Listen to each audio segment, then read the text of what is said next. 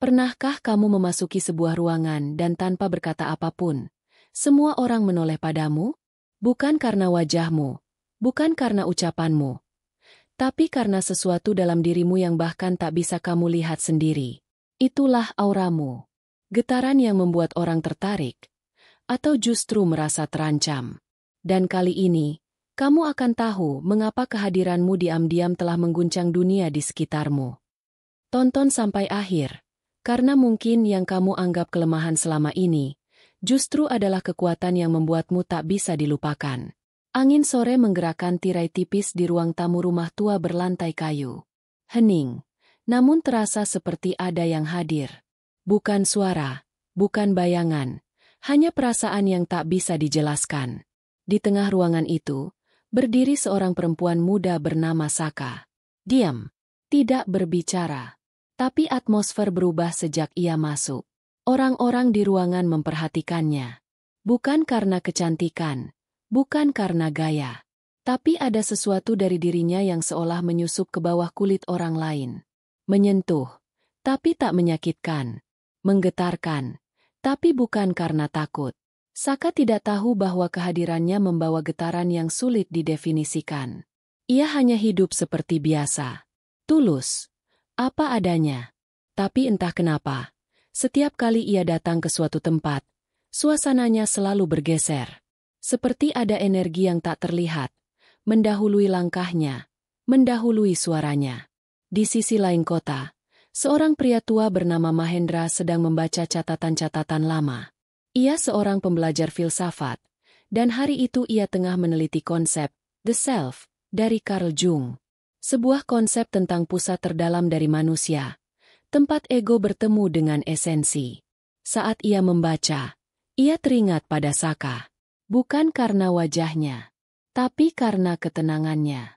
Jiwa yang hadir sebelum tubuhnya, bisik Mahendra pelan. Di desa tempat Saka tinggal, cerita tentang keanehannya mulai menyebar. Bukan cerita buruk, tapi lebih pada bisikan heran. Ada yang bilang ia membawa keberkahan. Ada juga yang berkata auranya terlalu kuat, membuat orang merasa tak nyaman. Seorang nenek bahkan pernah berkata, "Anak itu, kalau masuk ruangan, bayangan dalam diri kita jadi ikut muncul. Padahal sudah lama kita kubur." Saka tak pernah menggubris. Ia terus hidup sederhana, menjaga hatinya tetap jujur. Tapi tanpa ia sadari, kejujuran itu menjadi cermin. Dan tak semua orang siap bercermin. Ada yang tiba-tiba menjauh. Ada pula yang mendekat, ingin tahu lebih dalam siapa Saka sebenarnya. Namun Saka tidak memberi jawaban. Ia hanya ada. Diam. Tapi kehadirannya tetap terasa. Bahkan setelah ia pergi. Di malam hari, Saka duduk di bawah pohon beringin di halaman belakang rumahnya. Angin menyapa pelan. Ia memejamkan mata dan mendengar sesuatu yang lebih dalam dari suara. Bukan suara dari luar, tapi suara dari dalam dirinya sendiri. Dan sejak saat itu, Saka mulai merasakan bahwa dirinya bukan sekadar tubuh yang berjalan. Ia adalah energi yang berbicara sebelum kata-kata lahir. Ia adalah kehadiran yang tak bisa dibungkam oleh kesunyian. Pagi itu, langit mendung menaungi pasar kecil di ujung kota. Suasana ramai seperti biasa. Namun tiba-tiba mendadak hening saat Saka melangkah masuk. Para pedagang yang tadinya berseru-seru menawarkan dagangan, mulai merendahkan suaranya. Seolah kehadiran Saka menciptakan ruang yang menuntut ketenangan. Seorang pemuda penjual kopi mendongak. Matanya langsung bertemu dengan tatapan Saka. Hanya sebentar, tapi cukup untuk membuatnya terdiam. Ia merasakan jantungnya berdetak lebih cepat. Bukan karena cinta, tapi karena ada sesuatu dalam dirinya yang terusik. Perasaan lama yang ia sembunyikan rapat-rapat. Entah kenapa muncul ke permukaan. Saka tak berkata apa-apa. Ia hanya membeli segelas kopi dan mengangguk singkat. Tapi sejak itu, pemuda itu tak bisa tenang. Ia merasa seolah sedang dihakimi. Padahal Saka bahkan tak membuka mulut. Di rumah seorang bidan tua bernama Ibu Skar, cerita tentang Saka menjadi bahan obrolan. "Aku pernah merasa tubuhku bergetar waktu Saka duduk di dekatku," kata Ibu Skar dengan suara pelan. "Bukan takut, tapi seperti sedang dibongkar perlahan." Seorang tetangganya mengangguk. Seperti auranya bisa membelah dinding hati. Membuka hal-hal yang kita sembunyikan dari diri sendiri. Saka sendiri tak pernah mengerti kenapa kehadirannya membawa dampak sedemikian besar. Ia hanya hidup dalam kejujuran. Tapi justru itulah kuncinya. Karena keaslian seperti milik Saka memantulkan semua yang palsu. Dan yang palsu tak pernah nyaman bila ditelanjangi. Di dalam sebuah toko kain, seorang ibu muda yang sedang memilih bahan tiba-tiba berhenti. Ia menoleh dan melihat Saka berdiri beberapa langkah dari tempatnya. Tanpa sadar, tangannya bergetar, dan matanya memanas. Ia tidak tahu kenapa ingin menangis. Padahal Saka tidak menatapnya. Tidak menyapanya. Tapi sesuatu dalam dirinya bergetar. Bukan karena Saka berbuat sesuatu, melainkan karena Saka mengingatkannya pada versi dirinya yang pernah ia kubur. Versi dirinya yang dulu jujur, bebas, dan belum terikat topeng kehidupan. Malam harinya, Saka duduk sendirian di bawah langit gelap. Tak ada bintang malam itu. Tapi pikirannya terang. Ia mulai menyadari sesuatu. Bahwa auranya bukan sekadar kehadiran. Ia adalah cermin. Dan ketika kamu menjadi cermin, kamu tak perlu berbicara. Karena keberadaanmu sendiri sudah cukup untuk mengguncang siapapun yang masih bersembunyi dari dirinya sendiri. Di sudut desa yang rindang, seekor anjing tua biasa berbaring di dekat warung kayu milik Pak Gino. Anjing itu pemalu dan jarang mendekati orang. Tapi hari itu berbeda. Saat Saka lewat, si anjing perlahan berdiri dan mendekatinya. Ekornya bergoyang pelan. Ia mencium ujung kaki Saka lalu duduk. Diam di sisinya. Pak Gino yang menyaksikan itu terperangah. Aneh. Anjing itu biasanya menggonggong kalau ada orang asing. Tapi kali ini, ia justru terlihat damai. Tak jauh dari sana, dua anak kecil yang sedang bermain petak umpet berhenti. Mereka menatap Saka dari kejauhan, lalu berlari menghampiri.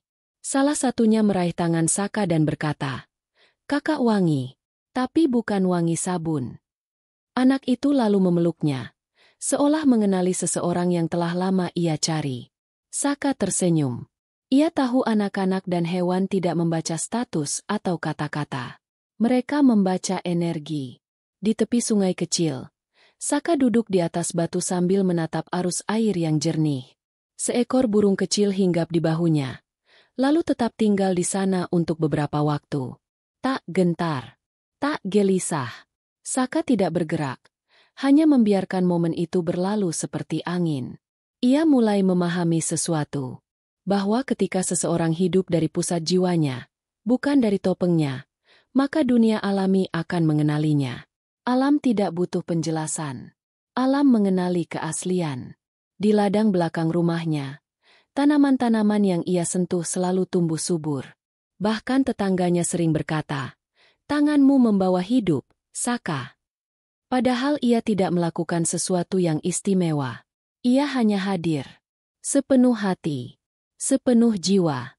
Di satu malam yang sepi, Saka mendengar ketukan pelan di pintunya. Seorang gadis remaja berdiri dengan mata sembab. Ia tak bicara sepatah kata pun. Hanya memeluk Saka erat-erat dan menangis. Tangisan itu seperti hujan yang tak tertahan. Saka tak bertanya apa-apa. Ia hanya mendekapnya, membiarkan gadis itu membuang semua yang tak sanggup lagi ditampung. Saat akhirnya ia tenang, gadis itu berbisik, "Kak, aku gak tahu kenapa, tapi aku merasa aman di sini." Dan saat itu, Saka tahu bahwa kehadirannya adalah tempat pulang. Bahwa auranya adalah pelukan bagi yang kehilangan arah. Dalam keheningan, tanpa kata-kata, dunia yang tulus menemukan jalan pulangnya sendiri. Dan hanya mereka yang murni, bisa mengenali yang benar-benar murni. Di sebuah balai desa, warga berkumpul untuk rapat rutin. Suasana hangat, penuh tawa ringan dan basa-basi. Namun begitu Saka masuk ruangan itu, suara mulai menurun, gelak tawa mengecil, dan beberapa kepala menunduk tanpa sadar. Ia tidak berkata apa-apa. Tidak duduk paling depan. Tidak menatap siapapun dengan tajam. Tapi satu demi satu, orang-orang merasa gelisah. Entah kenapa, mereka merasa sedang diawasi, bukan oleh mata Saka, tapi oleh kehadirannya. Seorang pria parubaya yang sebelumnya begitu semangat berbicara, tiba-tiba gagap di tengah kalimatnya. Ia berhenti, mengusap keningnya, lalu duduk tanpa melanjutkan. Di sampingnya, seorang wanita muda meremas jemarinya sendiri, menahan kegugupan yang tak jelas sebabnya. Bukan karena Saka menantang mereka. Bukan karena ia berbuat sesuatu. Tapi karena ia tak memakai topeng. Dan dalam ruang yang penuh kepura-puraan, kehadiran yang jujur terasa seperti cahaya yang menyilaukan.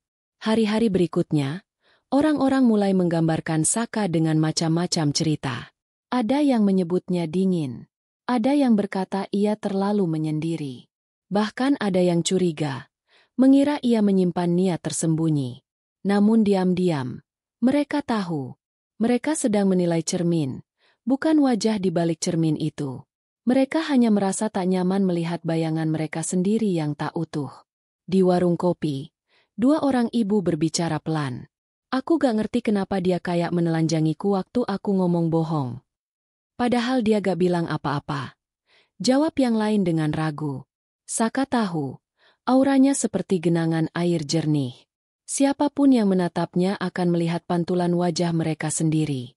Dan pantulan itu, bagi sebagian orang, lebih menakutkan daripada gelap. Di rumah, Saka termenung di ambang jendela. Hujan turun perlahan. Ia tahu bahwa dunia lebih nyaman dengan yang palsu, karena yang palsu tak pernah mengusik. Namun ia tak bisa menjadi yang bukan dirinya. Ia tak bisa tertawa palsu, menyapa basa-basi, atau menyembunyikan luka. Ia hadir sebagaimana adanya. Dan itu, ternyata, cukup untuk mengguncang dunia kecil di sekitarnya. Keheningan Saka bukan ancaman. Tapi dalam dunia yang terbiasa dengan suara keras dan topeng, keheningan menjadi senjata paling tajam. Di aula pertemuan desa, tengah diadakan pelatihan pertanian yang menghadirkan para pemuda dan beberapa perangkat desa. Mereka duduk dalam kelompok kecil, berbicara dengan riang. Namun, begitu Saka melangkah ke dalam, atmosfer mendadak bergeser. Seolah udara berubah suhu. Beberapa orang memperbaiki posisi duduknya. Beberapa lainnya terdiam. Tak ada yang tahu mengapa, tapi semua bisa merasakannya. Bukan karena Saka berbicara. Ia belum mengucapkan sepatah kata pun. Namun ada yang tak bisa dijelaskan dari caranya masuk ke ruangan itu. Medan tak terlihat seperti mengatur ulang susunan energi di dalamnya. Bukan secara fisik, tapi secara batin. Saka tak mengganggu. Ia hanya hadir. Tapi kehadirannya menggetarkan banyak hati yang selama ini terdiam dalam kebiasaan. Di sebuah kelas belajar malam yang dipenuhi oleh ibu-ibu rumah tangga, seorang pengajar perempuan sedang menjelaskan tentang keterampilan membuat olahan makanan. Ketika Saka masuk dan duduk di pojok belakang, pengajar itu tiba-tiba lupa alur kalimatnya. Ia berhenti sejenak, menatap papan tulis, lalu melanjutkan dengan suara sedikit gemetar. Salah satu peserta berbisik ke temannya. Entah kenapa, waktu Saka masuk, aku merasa seperti harus lebih sungguh-sungguh. Temannya mengangguk. Iya, kayak suasananya berubah, jadi lebih dalam. Bahkan benda-benda di ruangan seakan merespons kehadiran Saka. Lampu yang tadinya berkelap-kelip, kini menyala stabil. Angin yang masuk lewat jendela pun terasa lebih tenang. Di malam hari, Saka membaca sebuah buku tipis karya seorang penyembuh energi bernama Barbara Brennan. Di situ tertulis bahwa medan energi manusia tak berhenti di batas kulit. Ia menjalar, meluas, dan menyentuh apa saja di sekitarnya. Orang, ruang, bahkan dinding-dinding. Saka menutup buku itu perlahan. Kini ia mengerti. Kehadirannya bukan sekadar tubuh yang berjalan, tapi simbol yang diam. Ia tak butuh suara untuk mengubah suasana. Ia hanya perlu hadir. Dan kehadirannya bukan basa-basi. Ia adalah frekuensi. Getaran. Bahasa batin yang hanya bisa dibaca oleh mereka yang cukup hening untuk merasa. Maka saat Saka hadir di sebuah ruangan, bukan matanya yang berbicara, tapi jiwanya yang menyapa. Dan jiwanya tak pernah datang sendirian. Ia membawa sesuatu yang tak bisa dijelaskan. Tapi terlalu kuat untuk diabaikan. Senja di perbukitan desa Rengganis begitu tenang. Angin berhembus pelan membawa aroma tanah basah dan bunga liar. Saka berjalan melewati jalur setapak, menuju rumah seorang dukun pijat tua yang tengah sakit. Tapi sebelum mengetuk pintu, ia berhenti. Ada sesuatu yang ia rasakan. Bukan suara, bukan pemandangan, tapi dorongan samar dalam dada, seperti bisikan tak terdengar yang menyuruhnya mundur. Ia menoleh ke belakang. Dan benar saja, seorang lelaki muda tengah memandangi rumah itu dari balik semak, dengan wajah kebingungan dan cemas. Ia ternyata keponakan sang dukun yang datang untuk menyampaikan kabar mendesak. Saka merasakan lebih dulu, bahkan sebelum peristiwa itu terjadi. Ia tak membaca pikiran orang, tapi tubuhnya seperti antena. Ia bisa merasakan saat kata-kata orang tak sesuai dengan getarannya. Ia bisa membedakan senyum yang tulus dari senyum yang dibuat-buat. Bahkan ketika seseorang bilang, "Aku baik-baik saja," tubuhnya tahu bahwa itu kebohongan kecil yang menahan air mata di baliknya. Di pasar pagi, seorang ibu penjual sayur menawari Saka kangkung segar. Tapi Saka menolak dengan lembut, merasa ada tekanan aneh dari si penjual. Bukan soal harga, tapi soal niat. Beberapa hari kemudian, terbukti bahwa sayur-sayur itu memang tercemar limbah. Orang-orang terkejut, tapi Saka hanya tersenyum. Ia tak tahu asal-muasal rasa itu, tapi tubuhnya bicara, dan ia mempercayainya. Suatu malam, Saka duduk di beranda rumah, hanya berteman cahaya temaram lampu minyak dan suara jangkrik. Di atas pangkuannya, tergeletak buku tua dengan kutipan Carl Jung yang terpatri dalam benaknya. Ketidaksadaran berbicara lewat simbol, emosi, dan sensasi. Dan dalam keheningan itu, Saka menyadari, tubuhnya adalah penerjemah. Ia membaca dunia bukan melalui logika, tapi melalui perasaan yang tak bisa ia jelaskan. Sesak di dada, tarikan tak terlihat, dingin tiba-tiba, atau malah kedamaian yang menyapu tenang. Itulah bahasa jiwanya. Kadang ia berharap tak perlu tahu. Kadang terasa melelahkan karena tahu terlalu banyak.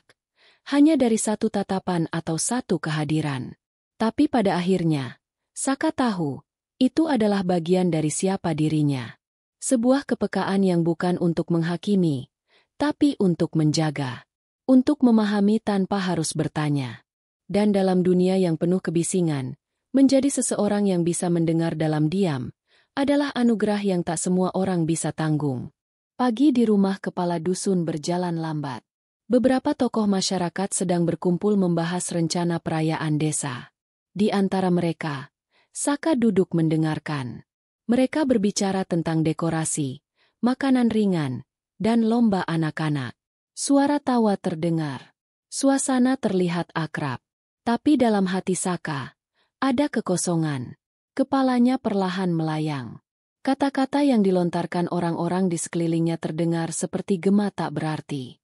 Semakin mereka berbicara tentang hal-hal ringan, semakin tubuh Saka menjauh dari ruang itu secara batin. Dadanya terasa sesak, seolah ruangan mulai menyempit. Walau tak ada yang berubah secara fisik. Ia tersenyum. Ia mengangguk, tapi hanya demi menjaga kesopanan. Dalam dirinya, ada getaran yang menolak kepalsuan. Obrolan ringan tanpa makna terasa seperti pasir di tenggorokan. Ia rindu kata-kata yang hidup. Rindu percakapan yang membuka, bukan menutup. Tapi pagi itu, yang ada hanya permukaan. Dan ia tak diciptakan untuk tinggal di permukaan. Malamnya, Saka duduk di ruang tengah rumahnya sambil menyalakan lilin kecil. Di hadapannya terbuka halaman buku tua yang membahas integrasi ketidaksadaran. Di sana tertulis, kita menjadi utuh ketika kita bersedia masuk ke kedalaman, bukan saat kita melarikan diri ke permukaan. Saka terdiam lama. Ia menyadari bahwa setiap basa-basi, setiap senyum palsu yang ia paksakan, seperti menggerus inti dirinya. Bukan karena ia sombong, tapi karena ia tak bisa berpura-pura untuk waktu yang lama. Auranya menolak tipuan. Jiwanya butuh makna. Beberapa hari kemudian, seorang pemuda dari kota datang ke desa. Ia memperkenalkan diri sebagai peneliti budaya. Ia mengajak Saka bicara. Tak ada basa-basi. Ia langsung bertanya tentang hal-hal yang penting, tentang rasa kehilangan, tentang kebenaran, tentang keheningan. Dan Saka membuka diri. Ia berbicara tanpa beban. Dadanya terasa lapang. Matanya menyala. Itu bukan karena lelaki itu istimewa, tapi karena percakapan mereka nyata. Dan sejak saat itu, Saka tahu, ia tak perlu memaksakan dirinya di tengah keramaian. Ia tak butuh banyak orang. Ia hanya butuh ruang yang jujur. Kesendirian bukanlah kekurangan. Itu adalah tempat kembali. Sebuah tempat yang hening, tapi jujur. Tempat di mana ia bisa bernapas tanpa harus menyusutkan diri hanya demi diterima. Di balik senyuman seorang tetangga, Saka merasakan sesuatu yang mengganggu. Bukan rasa iri, bukan juga benci, tapi semacam ketegangan yang tidak terucap. Selama beberapa hari terakhir, ia merasa semakin banyak tatapan aneh tertuju padanya.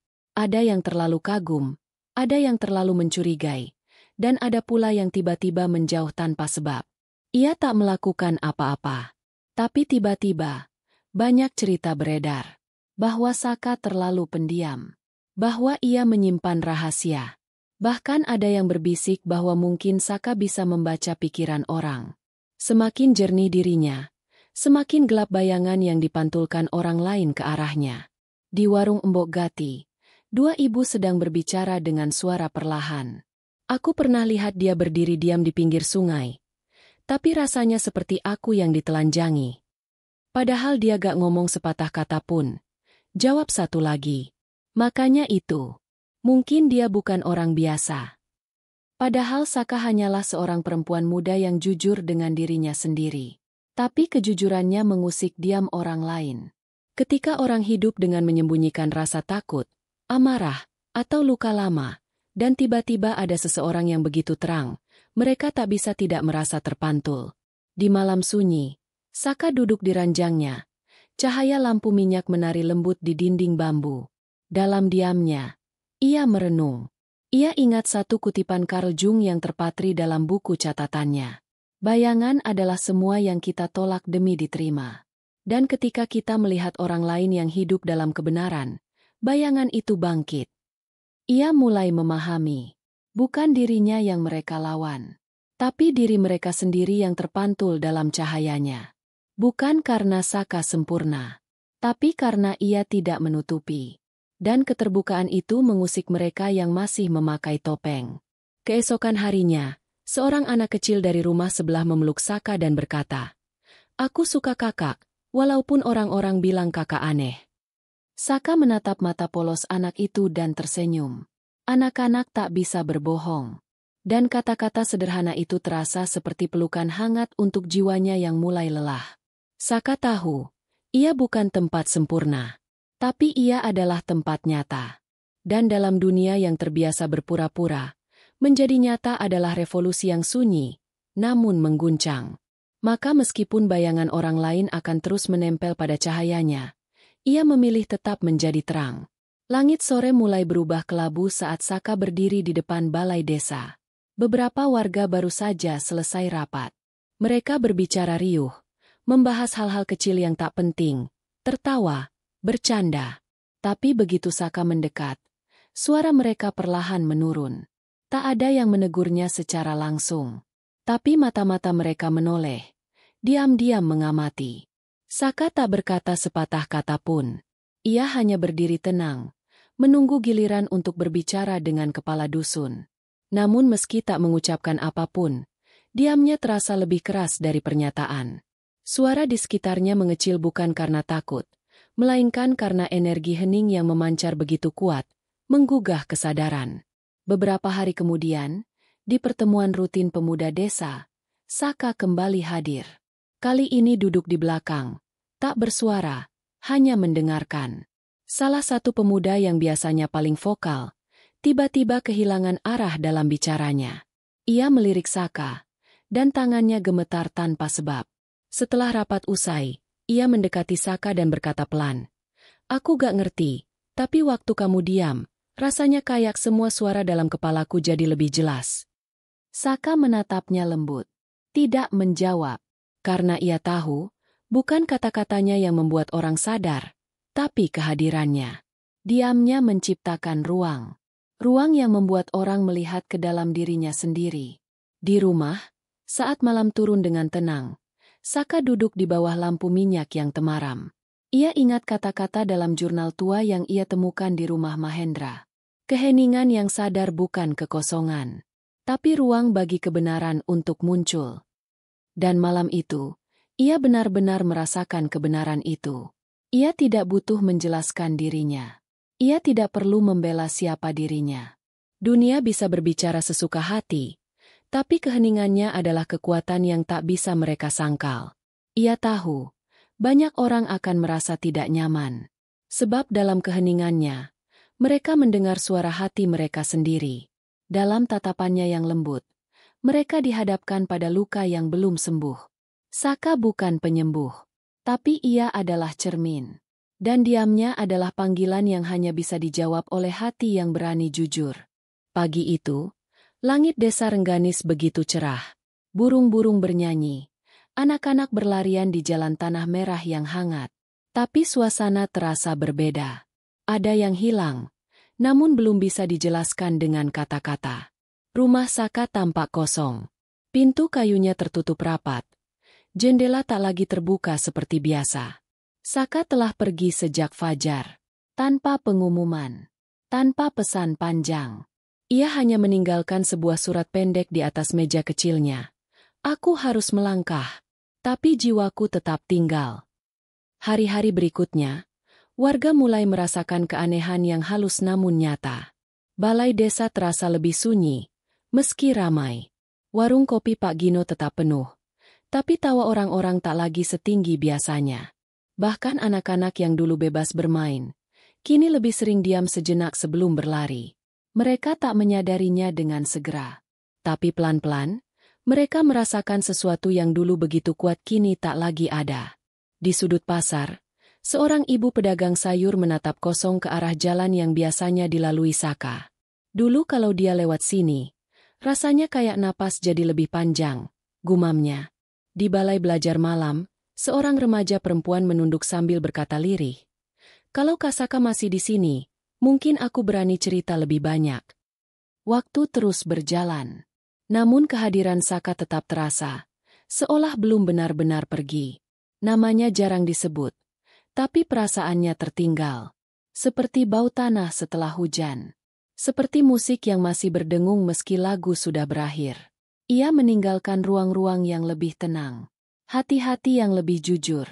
Dan diam-diam, orang-orang mulai berubah. Mereka lebih berhati-hati dengan kata-kata. Lebih jujur saat menatap diri sendiri. Lebih dalam saat menyapa sesama. Itulah jejak Saka. Ia bukan petuah. Bukan dongeng. Ia adalah kenyataan yang lembut tapi kuat. Ia hadir sepenuh hati, lalu pergi meninggalkan benih. Benih kesadaran. Benih keberanian. Benih keaslian. Dan meski kakinya tak lagi menyentuh tanah desa itu, auranya telah menjadi bagian dari udara. Tak terlihat, tapi terasa. Tak terdengar, tapi menggetarkan. Saka telah berlalu, tapi jejaknya tinggal. Dan dari jejak itulah, banyak jiwa yang mulai berani untuk hidup sebagai dirinya sendiri.